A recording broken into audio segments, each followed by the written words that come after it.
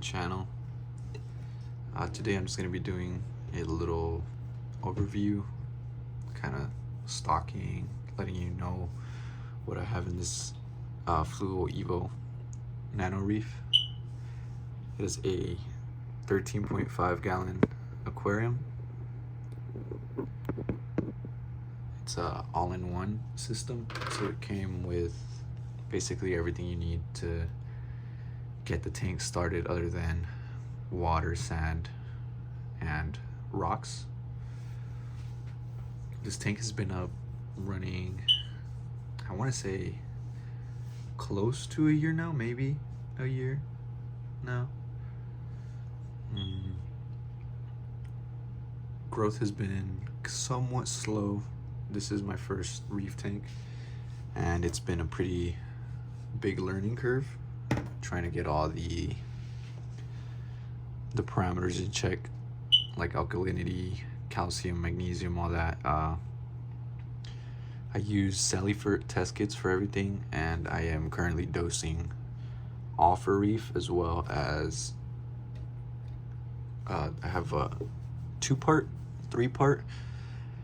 When the calcium and alkalinity kind of start to go out of balance a little bit, I'll just dose alkalinity, or I'll dose calcium by itself instead of the offer reef. Like I said, I feel like I'm not getting as much growth as I could be. I am getting growth. There is some corals that are not doing very good. I've had issues with hair algae, bryopsis, cyano, dinos, diatoms, pretty much everything. At one point, this tank was getting taken over by hair algae, or either hair algae or bryopsis, one of the two. And so I started dosing. I dosed once reef flux as well as vibrant. I know those are antibiotics / chemicals. They're not natural, so they do somewhat affect the corals. And what I've noticed is maybe I don't know if it necessarily impacts the growth, which I'm assuming it does, but it does slow down the uptake of alkalinity, leading me to believe that the corals aren't using as much as they should, because this system, as it is right now, it currently eats about 1 DKH of alkalinity a day, and I try to keep at about 9. So I dose by hand, by the way, so it's dropping 1 alkalinity over throughout the day or throughout the night, and then the next day I just do my dosing. Now all this looks super blue right now. Put the orange filter. But yeah, for the most part, everything's doing good. I'm having some issues with some corals. I don't know what it could be. I mean, I have acros that are doing just fine. They're growing, they're encrusting. But we have other things like this torch here, which, as you guys can see, it's not looking the best. But the torch right next to it, that Indo Gold torch, it's already splitting and turning into 2 heads. Same thing with the green torch on the right. It's not splitting, but it is very it has a lot of flesh on the coral.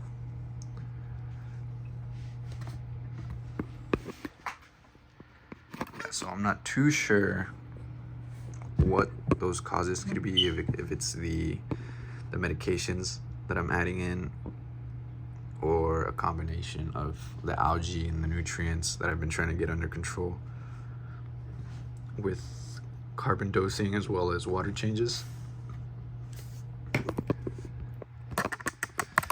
Now, as far as stocking goes, I have 2 clownfish in here and 1 6-line wrasse, which I haven't had any issues with so far. That's about it for livestock, other than the cleanup crews, just a few snails, hermit crabs.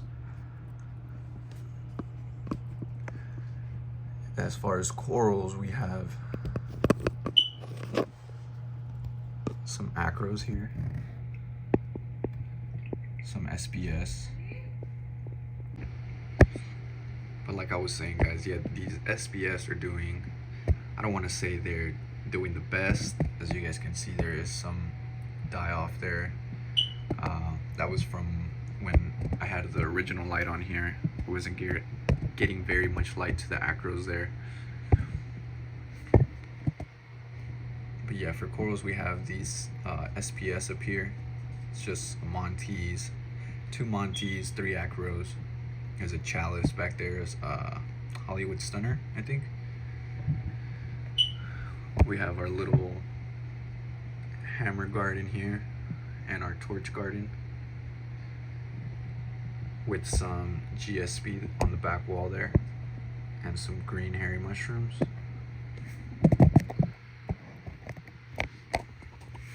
As far as softies over here, we have some Recordia, some Discosomas, and Yuma and Recordia.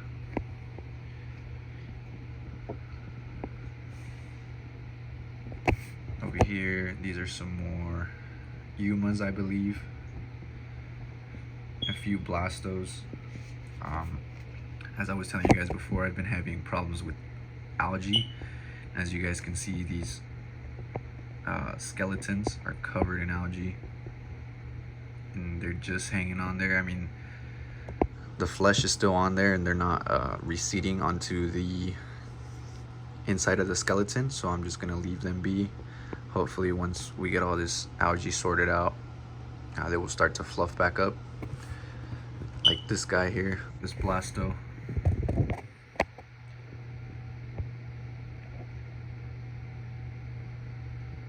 This Blasto actually has 2 heads. There's one hidden on the back side.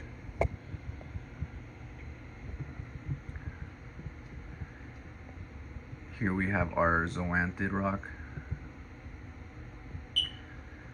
A few different types of zoas. Some red people eaters. I think these are blue steels. Some rastas. I don't know what these green ones are. Or these were like sold candy apple something. I know the names are kind of all over the place with coral. We also have these Grandmaster Crack zoanthids that we just got not too long ago. There's 2 polyps on there. They're doing really good. They opened up right away. I know some zoanthids kind of struggle in the beginning, and that sometimes could lead them to melt. We have some more mushrooms. I believe this is a Cyphastria that's kind of holding on for life right now.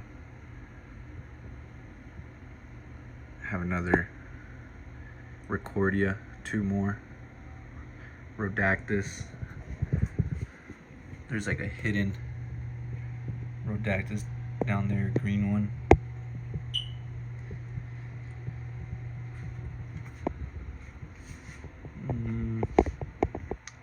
Yeah, so this one's really nice. It's kind of hard to see in the camera. The colors don't show through as well.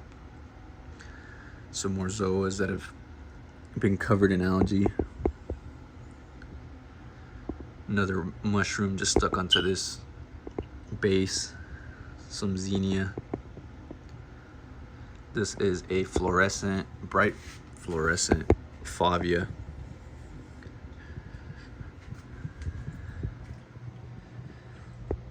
We have our they're white zombie, salted agave zoanthids. They have different names. I believe this is the Fascination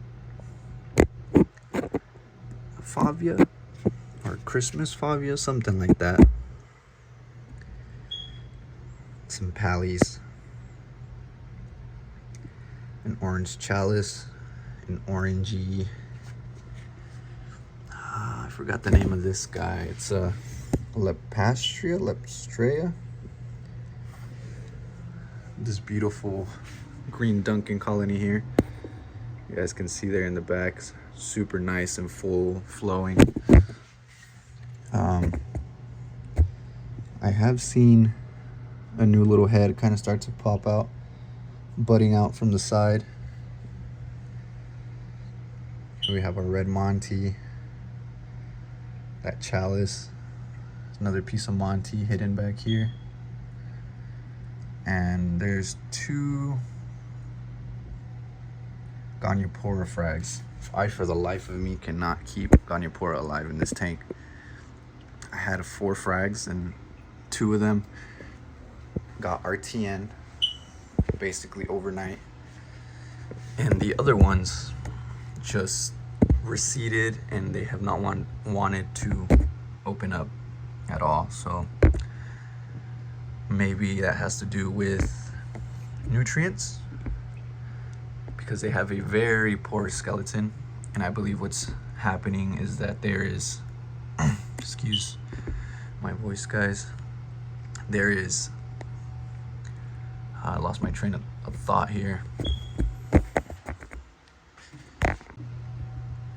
Okay, as I was saying, the skeleton of the Goniopora is very porous, and what I believe is happening is that the algae was getting into the skeleton and the coral just did not like that, and causing it to RTN or STN.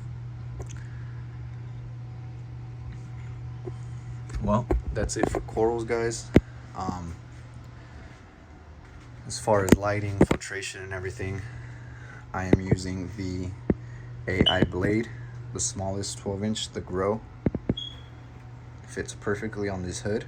Eventually, I do want to get a mount so I can set it up a little bit higher and brighten it up. For filtration, it's basically just a stock filtration other than the protein skimmer and the pump that I changed out. Sorry about that. We have a Eheim heater and auto top off system.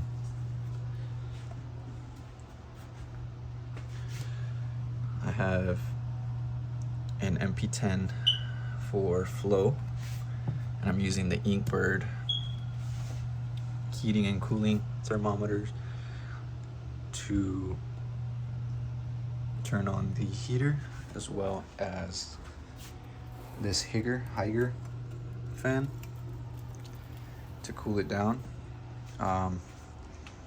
My house is pretty warm for the most part, so I keep this tank.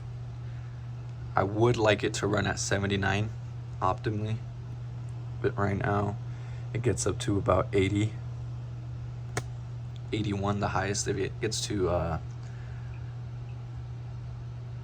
81, then the fan will come on and start cooling it down back to 79 or to 80.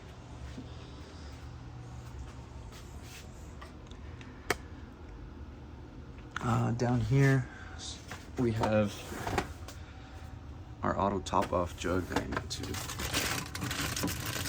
kind of close. I just have this bag so dirt and stuff doesn't get in there. I live in a pretty dusty area, so anytime I open up my window or whatnot, I get all this dust, and then my dog's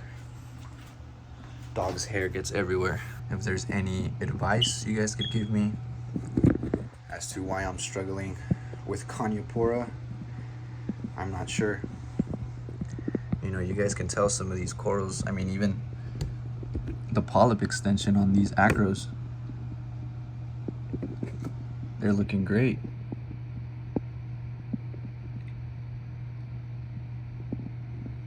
It's a sunset Montipora.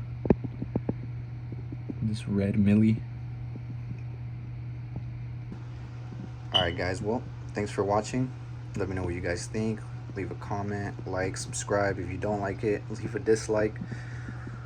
Throw out some advice that you guys may have for me. Like I said, this is my first year keeping a reef tank. I have kept freshwater tanks for many years, But this is a completely different ball game.